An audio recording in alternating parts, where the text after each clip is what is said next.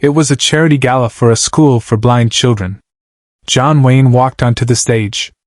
A boy spoke one sentence, and every corner of that studio fell into silence. Los Angeles, March 1969. The Masonic Temple on Wilshire Boulevard had been transformed for the evening. Tables with white linens, hundreds of Hollywood's elite in formal wear, cameras positioned discreetly around the room. A fundraiser for the California School for the Blind. Stars were expected to show up, smile, write checks, and leave. John Wayne arrived late. He always arrived late to these things. Hated them, if he was honest. The false warmth. The performative charity. People treating suffering like a photo opportunity. But he'd made a promise to the organizer, an old friend from the war years who'd asked just once, which meant Wayne couldn't say no. So he came. Dark suit. White shirt. No tie. That was as formal as John Wayne got for people he didn't know. The evening followed its predictable rhythm. Speeches. Applause. A short film about the school, children learning Braille, navigating hallways with white canes, laughing during recess. Wayne watched from the back, arms crossed, face unreadable. Then came the moment he'd been dreading. The organizer approached him during dessert. "Duke, we'd love it if you'd say a few words. Just a minute or two. The kids from the school are here. It would mean everything." Wayne's jaw tightened. He didn't do speeches. Didn't do sentiment. Did his job, went home, left the talking to people who enjoyed it. But he looked across the room and saw them. 15 children from the school, seated together at a table near the stage. Some wore dark glasses. Some kept their eyes closed. Some stared straight ahead at nothing. All of them dressed carefully, sitting straight, listening to the adults around them describe what they couldn't see. Wayne nodded once. 2 minutes. No more. He walked to the stage. The room quieted. 600 people watching. Wayne stepped to the microphone, looking out at the sea of faces he could see and the children who couldn't see him. He opened his mouth to speak, and stopped. Because one of the children, a boy, maybe 9 years old, seated in the front row of the kids' table, had stood up. The boy's teacher touched his shoulder gently. "Danny, sit down. Mr. Wayne is about to speak." But the boy didn't sit. He turned his head slowly, searching for Wayne's location by sound. His eyes were closed, not covered, not bandaged, just closed in the way of someone who had never needed to open them. "Mr. Wayne?" the boy said. His voice was clear, calm, carrying across the silent room. Wayne gripped the microphone stand. "Yes, son. Can I ask you a question?" The room held its breath. This wasn't part of the program. Wayne looked at the organizer, who shrugged helplessly. "Go ahead," Wayne said. The boy took a small step forward, his hands clasped in front of him. "In your movies, do you really see the things you're fighting for? Or do you just see the bad guys you need to stop?" The question hung in the air. Wayne didn't raise his voice. He didn't have to. "What's your name, son?" "Danny. Danny Morrison." "Well, Danny Morrison, that's a hell of a question." A ripple of nervous laughter from the adults. Danny didn't smile. He was waiting for an answer. Wayne stepped back from the microphone. He looked at Danny. At the other children. At the 600 people in formal wear eating chocolate cake and pretending to care. "I need a minute," Wayne said into the microphone. Then he walked off the stage. Wayne didn't raise his voice. He didn't have to. To understand what happened next, you need to understand what happened in 1943. John Wayne wasn't at war. That fact haunted him for the rest of his life. When Pearl Harbor was attacked in December 1941, Wayne was 34 years old. Married. 4 children. A career in Western films that was just starting to mean something. He applied for a commission in the Office of Strategic Services. He wanted to serve. Wanted to be part of it. But the studio heads intervened. Republic Pictures. They lobbied hard. Wayne was making them money. Westerns were booming. He was more valuable to morale at home than in combat overseas, they argued. His application was delayed, reconsidered, eventually declined due to age and family status. Wayne tried again. Different branch. Same result. By 1943, the war was in full swing. Wayne's friends, directors, actors, stuntmen, were shipping out. Some came back. Some didn't. And John Wayne stayed in Hollywood, making movies about brave men while real brave men died in places he'd never see. He visited hospitals. He toured bases. He shook hands with soldiers heading overseas and soldiers coming back shattered. He signed autographs and gave speeches and smiled for photographs. And every single time, he felt like a fraud. One afternoon in late 1943, Wayne visited a military hospital in San Diego. Ward after ward of wounded men. Missing limbs. Bandaged eyes. Bodies broken by war. He moved through the rooms quietly, shaking hands, trying to offer something. In one room, a young Marine. Maybe 22, both legs gone below the knee, looked up at Wayne with an expression of pure disgust. "You're John Wayne," the Marine said flatly. "Yes, sir." The cowboy. "That's right." The Marine turned his face to the wall. "Get out." Wayne stood there for a long moment. The nurse tried to apologize. Wayne held up a hand to stop her. "He's right," Wayne said quietly. "I'll go." He left that hospital and drove for 3 hours. Just drove. When he got home, he told his wife he was never doing another hospital visit. Never pretending again that his movies meant anything compared to what those men had sacrificed. For 26 years, Wayne carried that. The Marine's face. The turned head. The dismissal. He built a career playing heroes while knowing he'd never been one.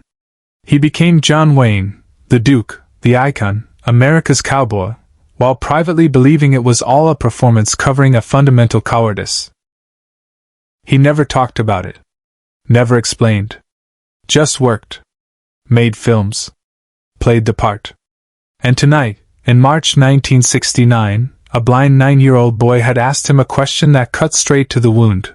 Do you really see the things you're fighting for? Subscribe and leave a comment, because the most important part of this story is still unfolding. Wayne stood in the hallway outside the ballroom, back against the wall, breathing slowly. The organizer found him there 2 minutes later. "Duke? You okay?" "We can skip your speech if..." "Where's that boy?" Wayne asked. "Danny? He's back at the table with..." "Bring him here." "Just him." "Duke, I don't think..." Wayne turned his head. The look in his eyes stopped the organizer mid-sentence. "Please," Wayne said. "Bring him here." 5 minutes later, Danny Morrison stood in the hallway, his teacher beside him, confusion on both their faces. Wayne had asked the teacher to wait 20 feet away. "Give them space."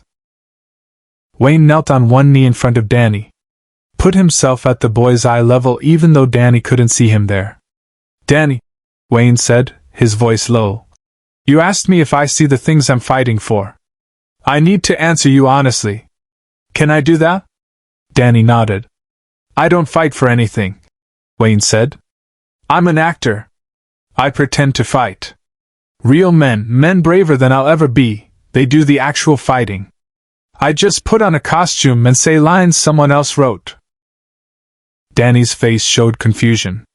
"But you're John Wayne. That's a name. Not a man. The man is scared most of the time. The man feels like a coward because when real fighting needed to happen, he stayed safe in Hollywood making movies." Danny was quiet for a long moment. Then his small hand reached out, searching. Wayne took it gently. "Mr. Wayne," Danny said, "I can't see your movies. My friends describe them to me. They tell me what you do. How you stand. How you don't run away even when you're scared. That's acting, son." "No," Danny said, and there was something ancient in his young voice. "That's not acting. Because when you walked on that stage tonight, I could hear it in your footsteps. You didn't want to be there. But you came anyway. That's what my friends say you do in the movies. You show up even when you don't want to. Wayne's throat tightened. Danny continued. I can't see bad guys or good guys. I can't see fights. But I can hear when someone shows up even though they're scared. And you did that tonight. You're doing it right now. Wayne couldn't speak. This child, this boy who had never seen a single frame of film, who couldn't tell a hero from a coward by looking, had somehow seen him more clearly than anyone in 26 years. Away from the cameras, Wayne made a choice no one expected. Wayne reached into his jacket pocket and pulled out a small card. His business card. Embossed, simple, just his name and a phone number. He pressed it into Danny's hand. Danny, I want you to keep this. And when you're older, if you ever need anything at all, you call that number. I don't care if it's 20 years from now. You call and I'll answer. Danny's fingers traced the embossed letters he couldn't read. What does it say? It says John Wayne. And it means I'm not going to forget this conversation. Wayne stood. His knees cracked. He was 61 years old, carrying decades of films and stunts and whiskey and guilt. He looked down at this child who had cracked him open with one question. Can I ask you something now? Wayne said. Yes, sir. How do you know who to trust? If you can't see faces, can't read expressions, how do you know? Danny smiled for the first time. I listen for the truth. Truth sounds different than pretending. It's heavier. It takes longer to say. Wayne nodded slowly.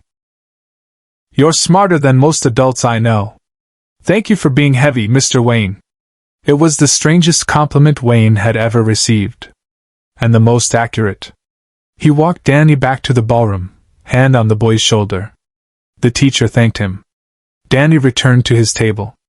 Wayne stood at the edge of the stage, looking at the microphone he'd abandoned. He walked back up. The room quieted again. I apologize for walking off, Wayne said into the microphone. A young man asked me a question that deserved a real answer, not a speech. He looked at Danny's table. Danny Morrison just taught me something. He taught me that showing up counts. Even when you're scared. Even when you feel like a fraud. Maybe especially then. Wayne paused. 600 people absolutely silent. I've spent 26 years feeling guilty because I didn't serve in the war. Because I stayed safe while better men died.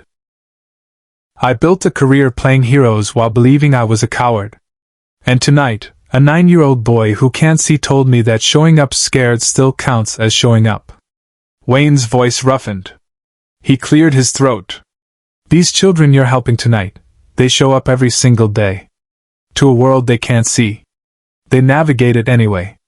They learn anyway. They trust anyway. They asked me to come tonight, and I almost said no because I hate these things. But they show up to harder things every morning. He pulled out his checkbook. Right there on stage. Wrote a check for an amount that made the organizer gasp when he saw it later. Wayne folded it, walked to Danny's table, and placed it in the teacher's hand. For the school, Wayne said. And for Danny specifically, any special equipment he needs, any books, anything, you send me the bill. But what followed would stay with everyone who witnessed it, forever. Wayne didn't return to the stage. He sat down in an empty chair next to Danny.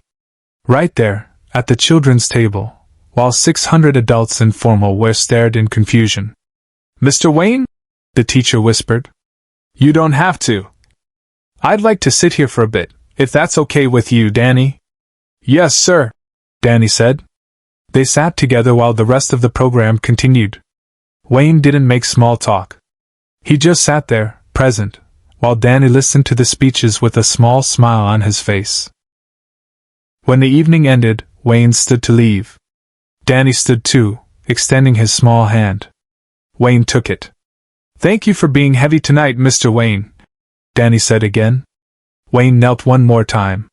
He took Danny's hand and pressed it against his chest, over his heart. You feel that? Wayne asked. Danny nodded. That's what real courage feels like. Scared and showing up anyway. You taught me that tonight, son. Don't forget it. 20 years later, in 1989, Danny Morrison, now a lawyer, husband, father, received a call. John Wayne had died a decade earlier, but his estate was settling final matters. In Wayne's personal effects, they'd found a single business card. Worn. Carried for 2 decades. With a note paper clipped to it. The boy who sees truth. Never forget. Do share and subscribe. Some stories deserve to be remembered. The card is now in the Smithsonian, displayed next to one of Wayne's film costumes. The placard reads, "Courage isn't the absence of fear. It's showing up anyway." Danny Morrison still has the original card Wayne gave him that night. He carries it everywhere.